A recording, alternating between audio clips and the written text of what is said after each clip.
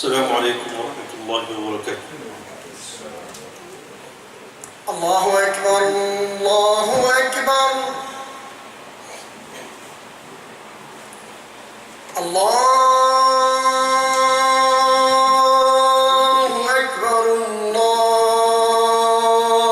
الله أكبر. أشهد أن لا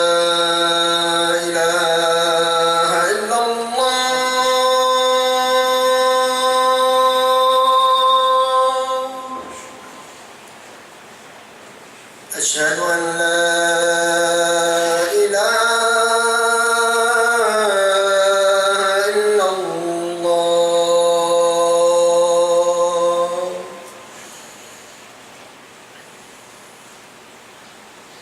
أشهد أن محمدًا رسول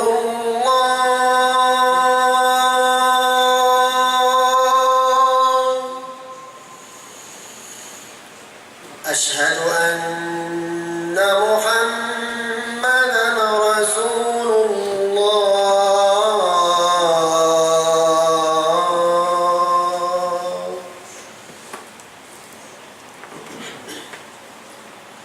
حي على الصلاة.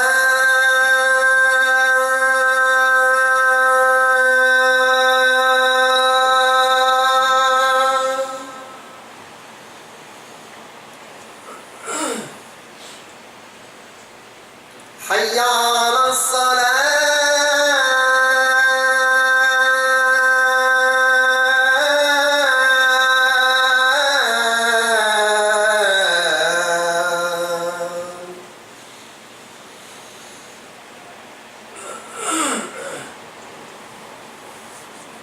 حي على الفلاح.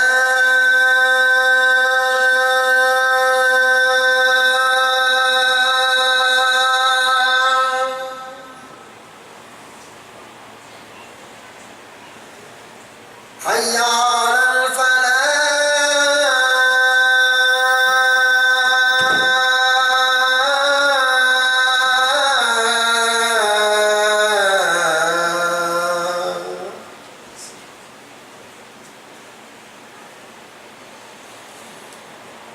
الله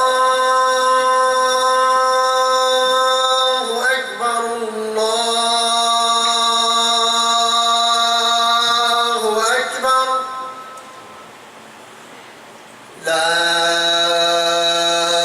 إله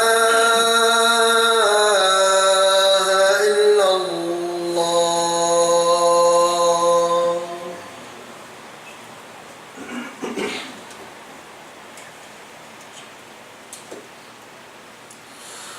الحمد لله رب العالمين. يا رب لك الحمد كما ينبغي لجلال وجهك وعظيم سلطانك. لك الحمد ملء السماوات وملء الأرض وملء ما بينهما وملء ما شئت يا ربنا من شيء بعد. أهل الثناء والمجد، أحق ما قال العبد وكلنا لك عبد.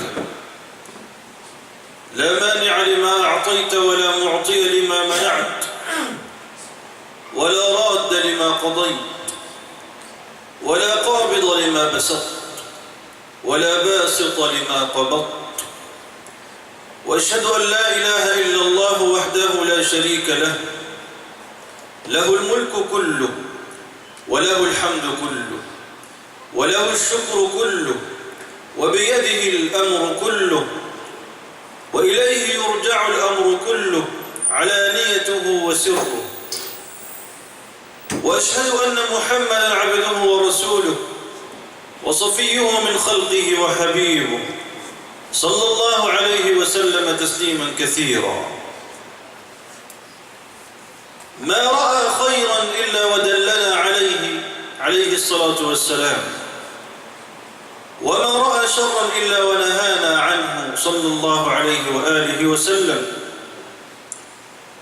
فيجب علينا محبته واتباعه ونصرته عليه الصلاة والسلام، كما قال تعالى: وما آتاكم الرسول فخذوه وما نهاكم عنه فانتهوا واتقوا الله إن الله شديد العقاب. أما بعد فإن أصدق الحديث كتاب الله تعالى، وخير الهدي هدي النبي محمد صلى الله عليه وآله وسلم، وشر الأمور محدثاتها، وكل محدثة بدعة، وكل بدعة ضلالة، وكل ضلالة في النار. ثم أما بعد، ما زال الحديث موصولا بحول الله وقوته عن الأسباب التي تجلب الرزق بل تزيد منه. الأسباب التي تؤدي إلى زيادة الرزق هي أسباب كثيرة تكلم عنها أهل العلم وحصروها، بل حصروا بعضها، وكنا قد توقفنا عند سبب عظيم من أسباب زيادة الرزق، وهو التوكل على الله عز وجل. قال تعالى: ومن يتوكل على الله فهو حسبه. وقال النبي صلى الله عليه وسلم في الحديث المشهور: لو أنكم تتوكلون على الله حق توكله.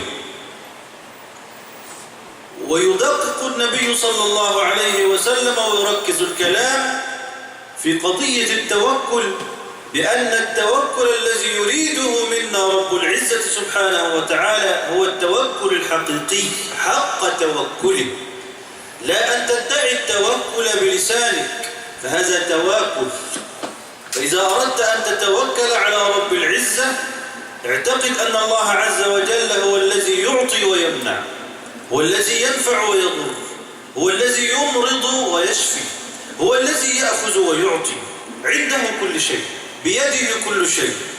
ومع ذلك شرع لك أسبابا تأخذ بها وتتقنها جيدا، لكن لا تعتقد أن هذه الأسباب هي التي أدلت لك بالنتائج. فكما قال أهل العلم وكما ذكرنا في الخطبة الماضية أن من أسباب من التوكل على الله عز وجل ومن معناه الحقيقي أن تأخذ بالأسباب، أن تأخذ بالأسباب وتتقنها جيدا كأنها كل شيء، ثم تتوكل على رب العزة سبحانه وتعالى وكأن الأسباب التي أخذت بها ليست بشيء.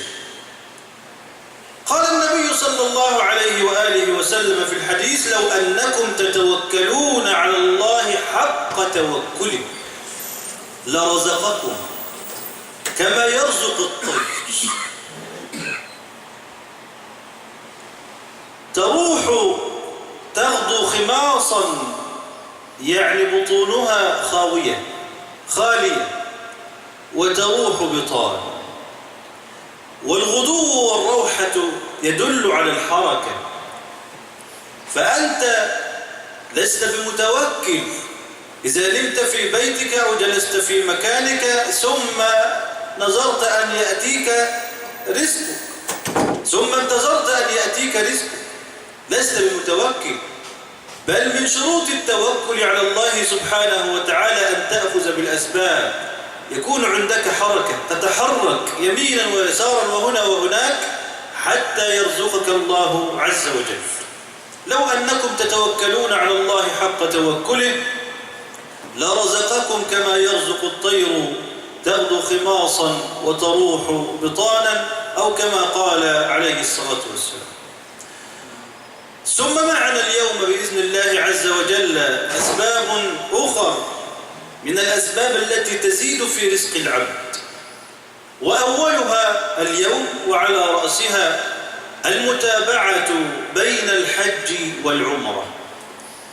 ومعنى المتابعة بين الحج، ما بين الحج والعمرة، هو أن تجعل أحدهما في آخر الآخر، يعني تلو الآخر أو في عقبه، بمعنى أنك إذا اعتمرت تحج، وإذا حججت تعتمر، وهكذا حسب استطاعتك.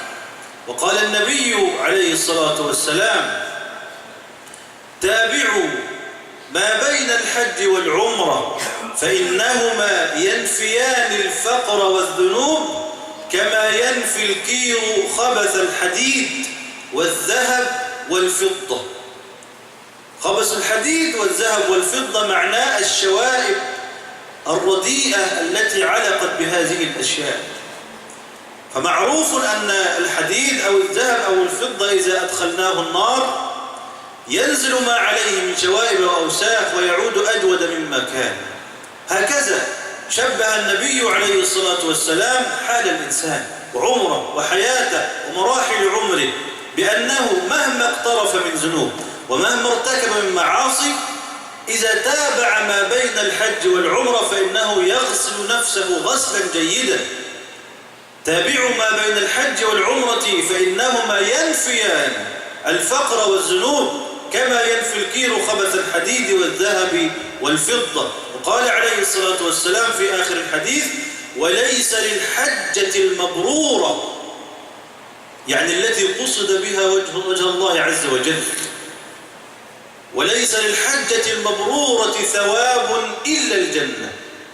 وقال عليه الصلاة والسلام أيضا: من حج فلم يرفث ولم يفسق رجع من حجه ورجع من ذنوبه كيوم ولدته أمه. كثيرا ما نردد هذا الحديث ونحفظه: رجع من ذنوبه كيوم ولدته أمه. لكن هل استشعرت معنى كيوم ولدته أمه؟ هل رأيته بعينك؟ هل تخيلته في ذهنك أن ترجع من عمرة أو من حجة كيوم ولدتك يعني مجردا من كل ما قدمته يداك من أخطاء ومعاصي. أنا رأيت هذا المعنى. أعرف أناسا ذهبوا ليحجوا بيت الله الحرام ورأيتهم في المنام، هذه حقيقة واقع ملموس. رأيتهم سبحان الله يضحكون، هم في الحقيقة وصل سنهم إلى ما يقرب 70 عام.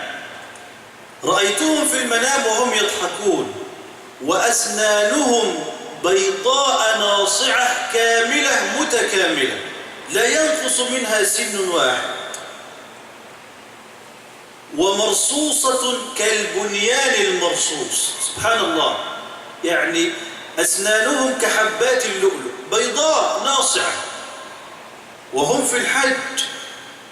وهذا يعني هذه إشارة وبيان وبرهان من الله عز وجل، وفيه توضيح للذي يرجع من ذنوبه كيوم ولدته أمه. ثم رأيت نفس الشخص بعد أن رجع من فريضة الحج بفترة، ورأيته في المنام وهو يضحك ولكن أسنانه البيضاء الناصعة هي كما هي، ولكن تغير لونها وصار يقرب إلى السواد قليلا. يعني لما؟ لأنه رجع من طاعة كانت سببا في تجريده وتجرده من ذنوبه كيوم ولدته أمه، ثم عاد إلى دنيا الناس فاغتاب ونم وتكلم وفعل صغائر الذنوب التي يستهين بها الناس. ومعنى أسنانه في الرؤيا وفي علم تفسير الأحلام هي سنوات عمر. الأسنان هي سنوات العمر. فالإنسان يخرج من طاعة ثم يرجع قليلا وينتكس ثم يعود، وهكذا الإنسان يتقلب ما بين طاعة ومعصية. هذا حال الإنسان. ومن حسن خاتمة الله عز وجل بعبده أن يختم له على طاعة، يعني أن يجعل آخر أحواله طاعة.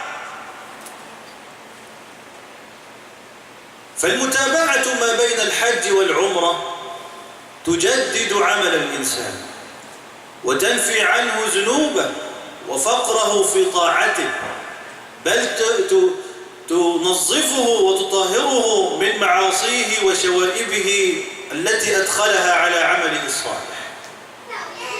ثم إنه أيضا من الأسباب التي تزيد في رزق الإنسان هي صلة الرحم. صلة الرحم شيء عظيم، أن يصل الرجل أقرباءه سواء كانوا يرثونه أو لا يرثونه، فعليه وجب عليه صلتهم،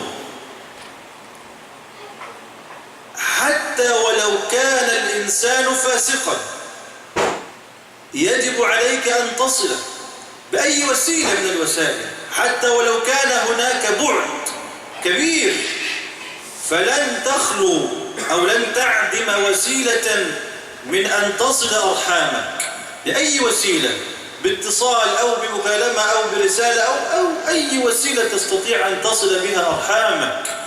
قال النبي صلى الله عليه وآله وسلم: من سره أن يبسط له في رزقه وأن ينسأ له في أثره، يعني ينال زيادة العمر، فليصل رحمه. وقال عليه الصلاة والسلام: إن أعجل الطاعة ثوابا صلة الرحم. أعجل الطاعة ثوابا، يعني أسرع شيء ترى ثوابه وجزاءه هو صلة الرحم، يعجله الله عز وجل لك في دنياك على الفور. إن أعجل الطاعة ثوابا صلة الرحم. وإن أهل البيت، والله العظيم تأمل كلام النبي عليه السلام، كلام يعني وما ينطق عن الهوى صلى الله عليه وآله وسلم، وتنبأ بكل شيء.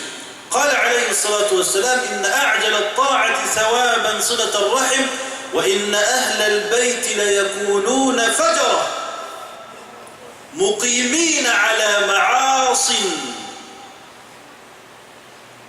فتنمو أموالهم ويكثر عددهم بصلة أرحامهم. كلام عجيب.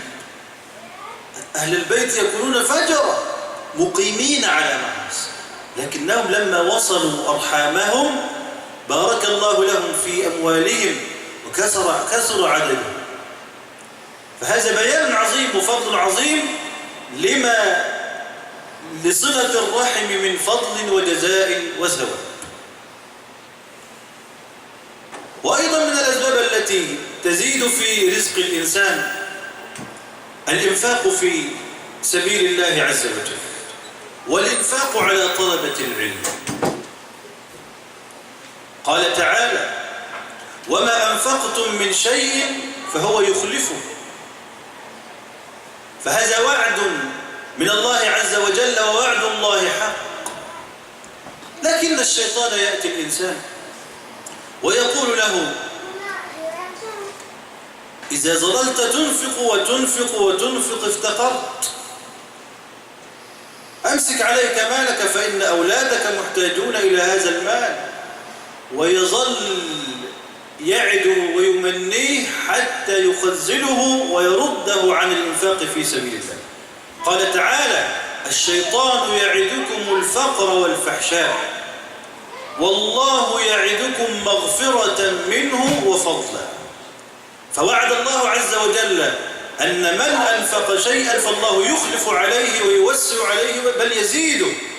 ولما هاجر المهاجرون هجرتهم المشهورة، هجروا وتركوا وطنهم لله عز وجل، وكانوا أفقر ما يكونون، فتح الله عز وجل عليهم الدنيا بعد ذلك، فجاءتهم غنائم المشركون، ثم بعد غنائم المشركين جاءتهم غنائم كسرى وقيصر، ووسع الله عز وجل عليهم توسعة عظيمة، وكانوا من أجود الناس بالخير كما علمهم نبيهم صلى الله عليه وآله وسلم. بل في الحديث الذي رواه أبو هريرة رضي الله عنه ورواه ابن مسعود أيضا أن النبي صلى الله عليه وسلم لما عاد بلالا زاره فجعل يوصيه عليه الصلاة والسلام، فقال للنبي عليه الصلاة والسلام، قال النبي عليه الصلاة والسلام لبلال: هل عندك شيء يا بلال؟ فقدم بلال صبرة من تمر، يعني شيئا من تمر. فقال: ما هذا يا بلال؟ قال: ادخرته لك يا رسول الله ولضيفانك. قال النبي صلى الله عليه وسلم: يا بلال، أما تخشى أن يفور له بخار في جهنم؟ أما تخاف أن يكون لهذا الذي ادخرته عن الناس بخار في نار جهنم يفوح عليك؟ هذا معنى الكلام. قال النبي صلى الله عليه وسلم لبلال: أنفق يا بلال ولا تخش من ذي العرش إقلالا. سبحان الله، ولا تخش من ذي العرش إقلالا، لا تخاف القلة فيما عندك. هو الذي أعطاك، وما أعطاك إلا ليسمع شكرك، وما أعطاك إلا ليسمع صوتك، وما أعطاك إلا ليرك يدك بالإنفاق والإحسان إلى عباد الله.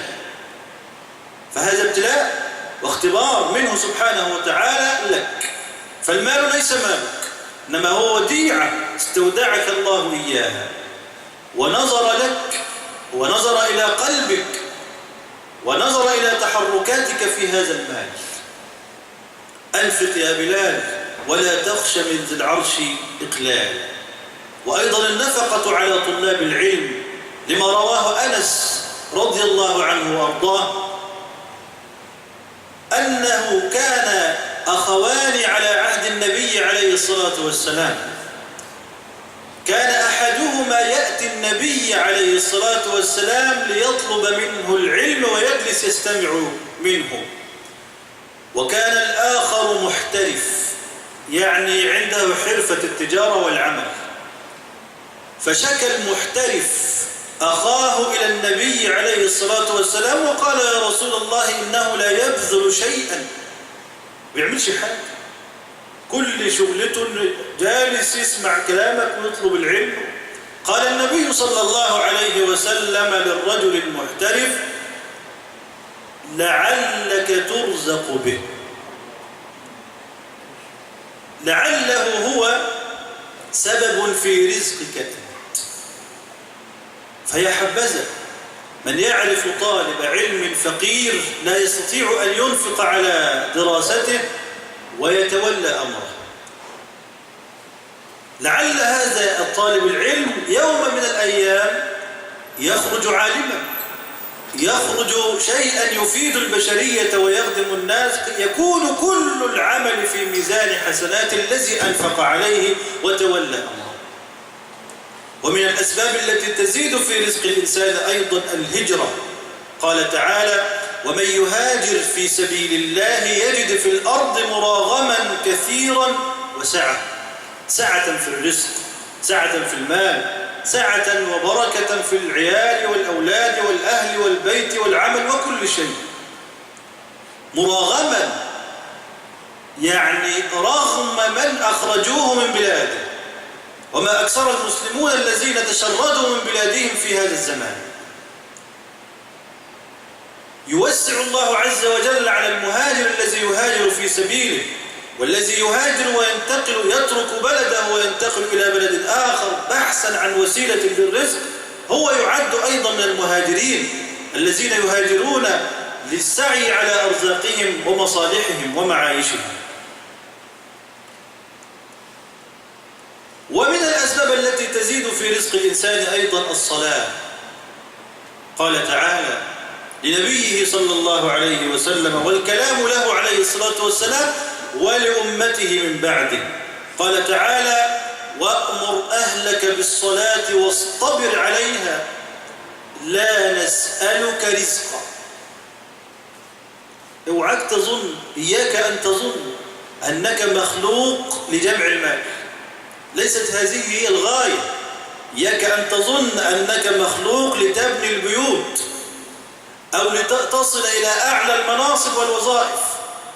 إياك أن تظن أنك مخلوق لكي تجمع الدنيا، لا. قال الله عز وجل لرسوله: وأمر أهلك بالصلاة واصطبر عليها. وتأمل اللفظ الدقيق، قال الله له: واصطبر، ولم يقل ربنا سبحانه وتعالى لنبيه: واصبر. هناك فرق بين اصبر واصطبر. اصبر لعلك تصبر مرة وتصبر مرتين ثم ينفد صبرك.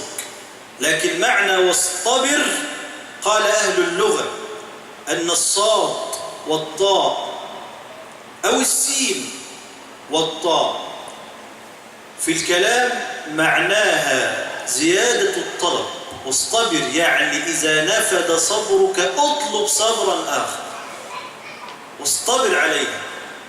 لا نسألك رزقا نحن نرزقك والعاقبة للتقوى. ثم من أسباب زيادة الرزق أيضا الزواج. ذهب رجل إلى النبي صلى الله عليه وسلم يشتكي له الفقر. قال له النبي عليه الصلاة والسلام تزوج. قال يا رسول الله إني فقير. قال تزوج. تزوج الرجل بامرأة لكن ما زال فقيرا. قال له تزوج بأخرى.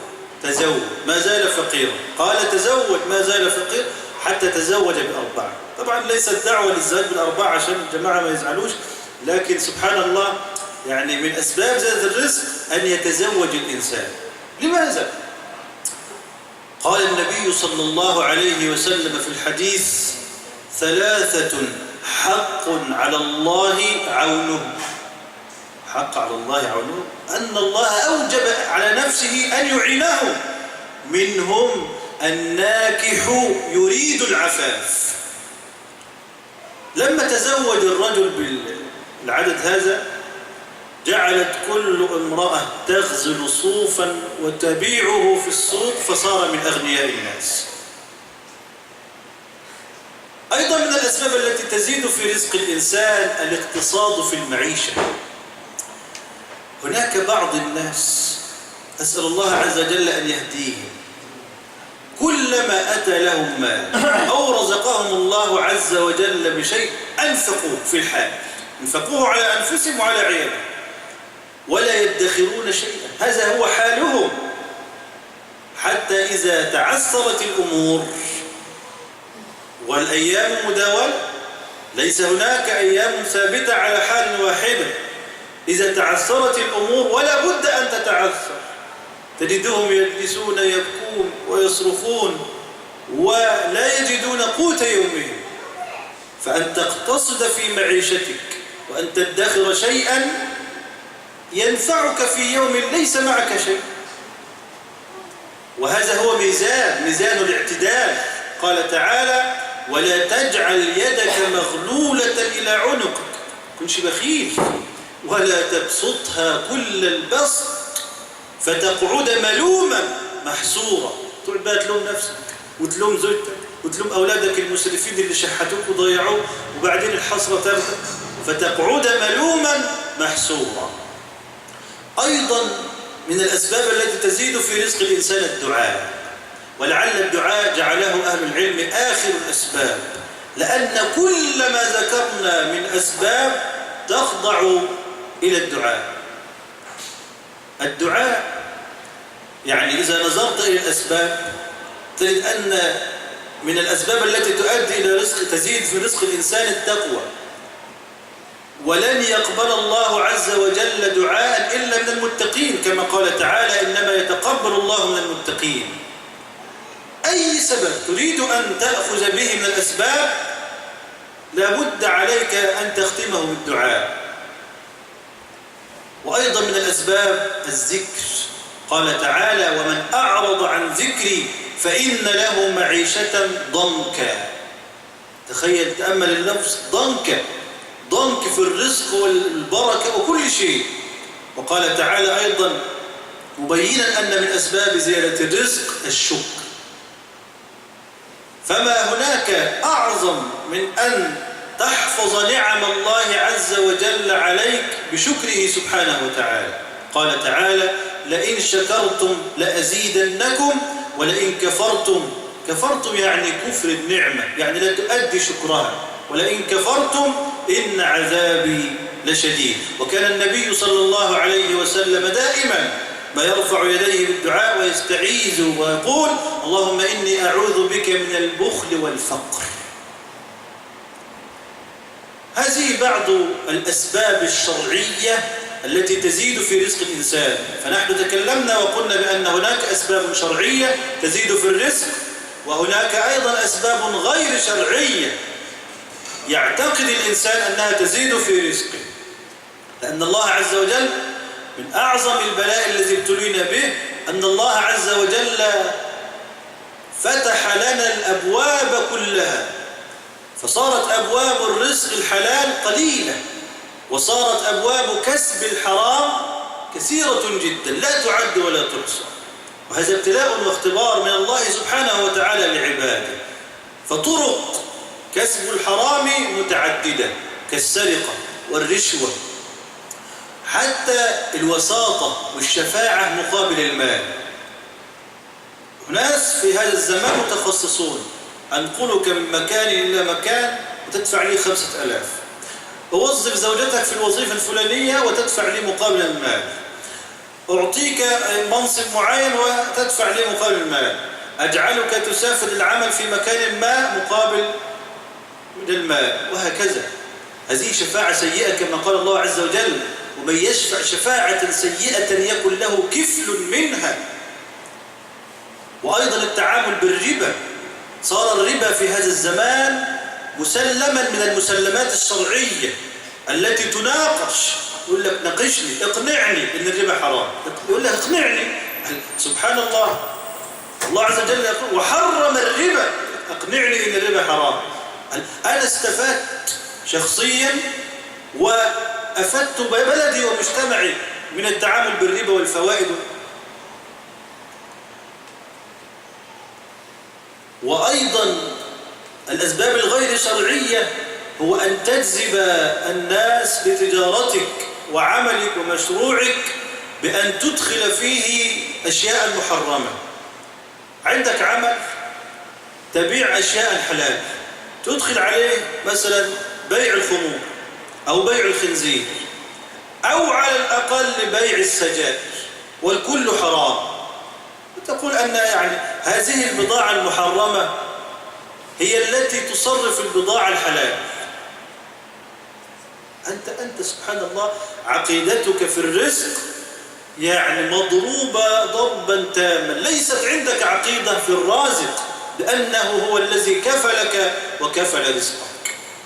عباد الله، هذه بعض الأسباب التي تزيد في رزق الإنسان، منها ما هو يتناسب مع دينه ومع شرع الله عز وجل، ومنها ما لا يرضي الله سبحانه وتعالى. وأنت بينك الطريقين كما قال تعالى: وهديناه النجدين، يعني طريق الخير والشر، فانظر ماذا تريد أن تقدم لنفسك. أسأل الله عز وجل أن يبصرنا بديننا. أقول قولي هذا وأستغفر الله العظيم لي ولكم.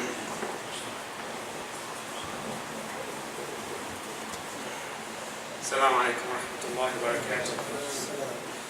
Praise be to Allah Azza wa Jal. We praise Him, we seek His aid, we seek His forgiveness, and we seek His refuge from the evil of ourselves and from our bad deeds.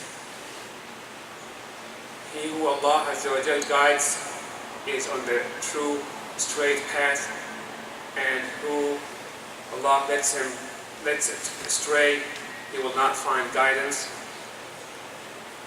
I bear witness there is no true deity worthy of worship except for Allah Azza wa Jal alone, without any partners. And I testify that Muhammad sallallahu alayhi wa sallam is a slave, his servant, and his final messenger. All you who believe, fear Allah and say just words, He will then rectify your deeds. He will forgive your sins, and who obey Allah Azza wa Jalla and His Messenger, he will achieve great victory. Our topic is still about the sustenance and provision, or about the way to increase rizq. We have talked the last two khutbahs about the halal, lawful ways to increase our sustenance, as Allah Azza wa Jal and His Messenger legislated for us. As a quick review for the causes or tips from Allah Azza wa Jal to increase our sustenance, we talked about the first factor as seeking forgiveness and repentance to Allah Azza wa Jal. We talked about the taqwa of Allah Azza wa Jal. We talked about taking time out and performing worship sincerely. We talked last week about the importance of tawakkul, or the sincere trust and reliance on Allah Azza wa Jal. One of the tips, or one of the cause to increase our sustenance, as Allah Azza wa Jal and His Messenger informed us, is to frequently perform Hajj and Umrah. When somebody takes the time and effort to travel to Mecca and spends of his wealth and of his time and his money, Allah Azza wa Jal will reward him by increasing his rizq or sustenance. The Prophet ﷺ said in one hadith, follow up between Hajj and Umrah, because they both eliminate poverty and sins, just like a furnace eliminated the dirty impurification of iron, gold, and silver. Allah Azza wa Jal has made a promise for whoever go to Mecca for Hajj or Umrah to purify him and to bless his rizq or sustenance. Another cause or reason to increase our rizq is establishing the ties of kinship. That's a proven method to increase our rizq, is to establish the tie of kinship by showing relatives kindness, compassion, mercy, which necessitates keeping in touch with them, inquiring about their health and welfare, and helping them out in the best we can. Abu Hurairah radiallahu anhu narrated that the Prophet ﷺ said, whoever has taqwa of his Lord and establishes the ties of kinship will have his life extended, his money increased, and his family will love him. Another hadith about the importance of keeping the ties with kinship, the Prophet ﷺ said, the fastest rewarding obedience is keeping the ties of kinship.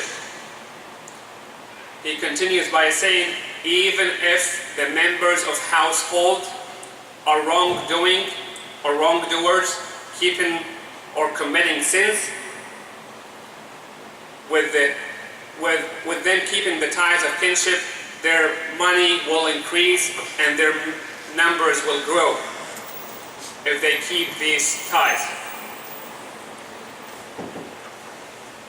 Another reason or cause to increase our rizq or sustenance is spending in the way or for the sake of Allah Azza wa Jal. Allah Azza wa Jal said in the Holy Quran, say, truly my Lord enlarges the provision for whom He wills of His slaves or servants, and also restricts from it for Him. And whatever you spend of anything in Allah Azza wa Jal cause or sake, He will replace it. And He is the best of providers. In Hadith Qudsi, the Prophet ﷺ said that Allah Azza wa Jal said, O son of Adam, spend and I will spend on you. And that's for spending, that means spending in the sake of Allah Azza wa Jal. One great way to spend in the sake of Allah Azza wa Jal is to spend on the students who are seeking the knowledge, al-ilm al-shar'i, who are seeking the knowledge of this religion. It was narrated that one of two brothers came to the Prophet ﷺ complaining. He said his brother was seeking knowledge and not doing anything in terms of job or work to acquire or earn his earnings. And the Prophet ﷺ said, you might not know that Allah Azza wa Jal is providing for you because of His action or because of Him. So spending on the students who are seeking the knowledge is a great way to increase our blessings and provision. The Prophet ﷺ at some point told Bilal, "O Bilal, spend which means in the sake of Allah, and do not fear the poverty from the owner of the throne, Allah Azza wa Jal.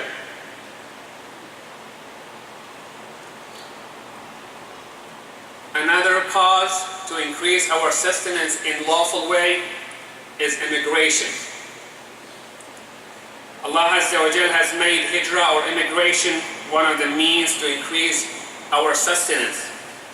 Immigration for the sake of Allah Azza wa Jal means leaving land where one cannot worship Allah Azza wa Jal properly to a land where it's easier for the person to worship Allah Azza wa Jal, or from a land which is not safe to a safer place. The Prophet ﷺ said in one hadith, and whoever, or talking about the intention, whoever has immigrated for the sake of Allah, then his immigration is for the sake of Allah based on his intention. Allah Azza wa Jal tells us in the Holy Quran about the immigration. In one of the verses in Surah An-Nisa, he said, "And he who immigrates from his home in the cause of Allah, he will find on earth many dwelling places and plenty to live by." Another reason to bless the sustenance and the rizq is to get married, especially for those who are single. Allah Azza wa Jal made a promise upon himself to help the person who is seeking to stay away from haram by getting married in the lawful way. Another ways or tips to increase our sustenance is to keep dua or supplication to Allah Azza wa Jal to bless us from the unseen causes, to keep remembering Allah Azza wa Jal, and more important, to thank Him for His bounties and blessing. Allah Azza wa Jal said in the Holy Quran, "If you thank me, I will give you more." So we have talked about many ways, halal or lawful ways, to increase our rizq or sustenance. There are unlawful ways to increase our sustenance, which people think that they will, based on their ordinary ways, they will think if they do that, they will increase their sustenance. But Allah Azza wa Jal has warned us to go that route by following the unlawful ways to increase our sustenance. Some of these ways, as we mentioned before, is stealing. Another way is by bribing. Another way is by using one's position to make some favors for others for a certain amount of money. Other unlawful ways for people to think that will increase their sustenance is interest. That's a major haram. Some people who don't have faith in Allah Azza wa Jal, or who don't understand the true concept of tawakkul or true reliance on Allah Azza wa Jal, think if they bring the unlawful or haram materials to their business, that will increase their profit, such as a gas station selling wines, or selling pork, or selling cigarettes. There are too many ways that people think that doing this will bring more profit. Allah Azza wa Jal and His Messenger has warned us from going through that route, and He explained to us many ways to increase our sustenance in the lawful halal way. Jazakumullah khair. الحمد لله وحده والصلاة والسلام على من لا نبي بعده، أشهد أن لا إله إلا الله وحده لا شريك له، وأشهد أن محمدا عبده ورسوله صلى الله عليه وسلم تسليما كثيرا. نسأل الله العلي القدير أن يحفظ علينا إسلامنا. اللهم اجعلنا من الذين يستمعون القول فيتبعون أحسنه. اللهم أرنا الحق حقا وارزقنا اتباعه، وأرنا الباطل باطلا وارزقنا اجتنابه، وألهمنا رشدنا واجعلنا من الراشدين، وهيئ لنا من أمرنا رشدا، واجعل معونتك العظمى لنا سندا. اللهم اشف مرضانا ومرضى المسلمين، وارحم موتانا وموتى المسلمين. اللهم عجل بالنصر القريب على بلاد المسلمين، وانصر الإسلام وأعز المسلمين في كل بلاد المسلمين. آمين آمين. وصل اللهم على محمد وآله وصحبه وسلم. وأقم الصلاة. الله أكبر الله أكبر. أشهد أن لا إله إلا الله. أشهد أن محمدا رسول الله. حي على الصلاة حي على الفلاح. قد قامت الصلاة قد قامت الصلاة. الله أكبر الله أكبر. لا إله إلا الله. استقيموا استووا اعتدلوا يرحمكم الله. تواصوا واخلصوا النية لله. الله أكبر.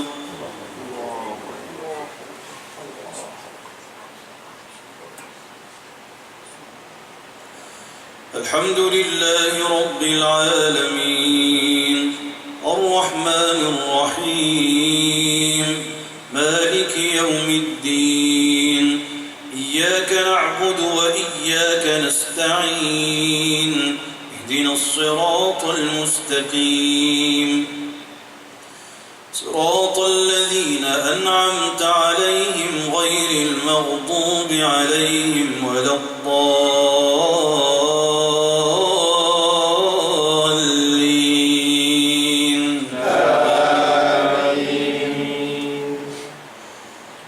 ومن يهاجر في سبيل الله يجد في الأرض مراغما كثيرا وسعة.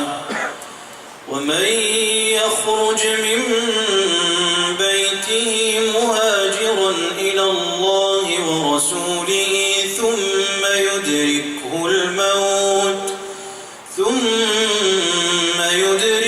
الموت فقد وقع أجره على الله، وكان الله غفورا رحيما. الله.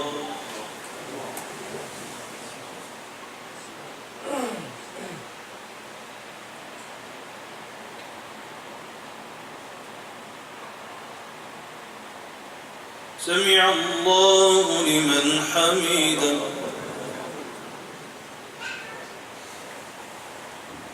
الله أكبر.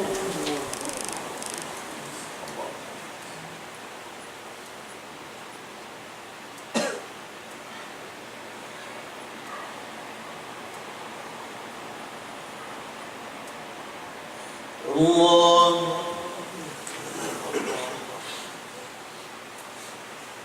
الله أكبر.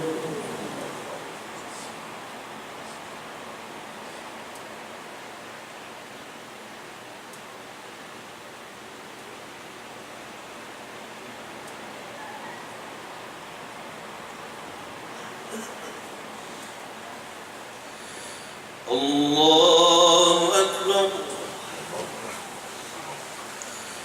الحمد لله رب العالمين الرحمن الرحيم مالك يوم الدين. إياك نعبد وإياك نستعين. اهدنا الصراط المستقيم صراط الذين أنعمت عليهم غير المغضوب عليهم ولا الضالين.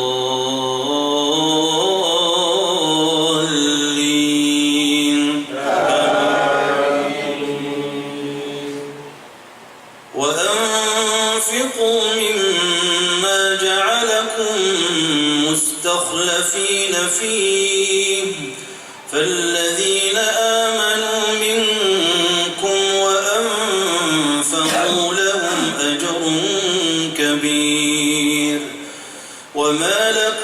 ألا تنفقوا في سبيل الله ولله ميراث السماوات والأرض لا يستوي منكم من أنفق من قبل الفتح وقاتل أولئك أعظم درجة من الذين أنفقوا من بعد وقاتلوا وكلا وعد الله الحسنى والله بما تعملون خبير. الله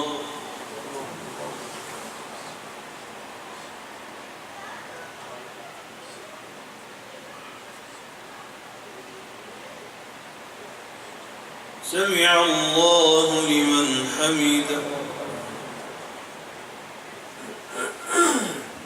الله أكبر.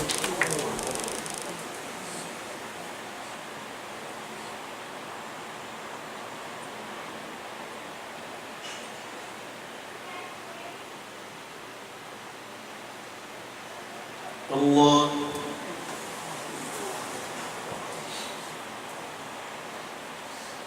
الله أكبر.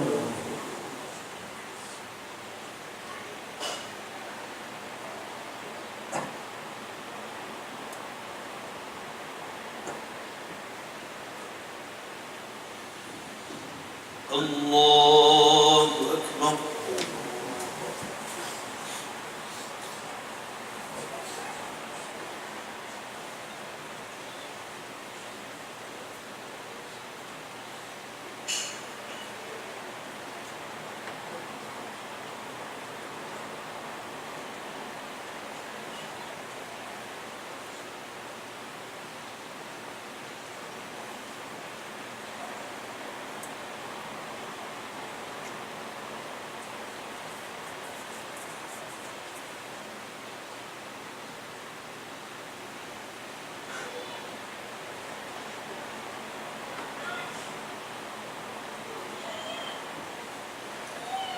السلام عليكم ورحمة الله. السلام عليكم ورحمة الله.